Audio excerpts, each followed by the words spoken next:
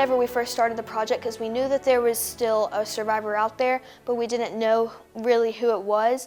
This was in 2020. He was at the Pearl Harbor Memorial. Two seventh-grade students in East Tennessee tackled what became a life-changing school history project together. Best friends? Yep, since preschool. Since preschool. Allie and Charlie put pen to paper late last year and became some of the last people to correspond with the last living American sailor aboard the USS Arizona, sunk during this now infamous attack. So whenever we saw he was the last one, we were like, we gotta get to him because he's 102. December 7th, 1941, a date which will live in infamy. The surprise bombing by the Japanese military on the U.S. base in Pearl Harbor, Hawaii, drove the United States to join the fight in World War II.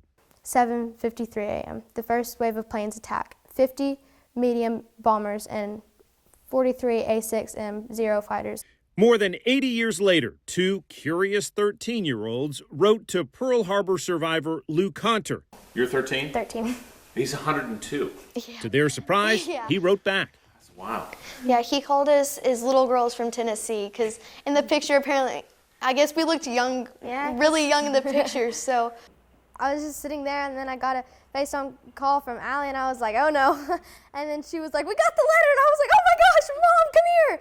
At age 20, Lou Conter was on the deck of the USS Arizona just after dawn on December 7th, 1941, when enemy bombs began to obliterate his ship. He then spent almost a half hour rescuing fellow shipmates. 335 survived, 1,177 died. They gave the ultimate, their life for the United States, and everybody should remember that. The first question says, what was your thought process during the attack? So he said, the attack was so sudden that we didn't have enough time to think. Our training kicked in and we started pulling our shipmates out of the burning oil onto the deck. You know, I want my students to feel history, and like what better way to do that than to hear the stories from the people that lived them. So if they can do that, oh man, that's glorious. I mean, and the reality is these are the last two reporters who may have had a conversation with this veteran. Isn't that amazing? Yeah.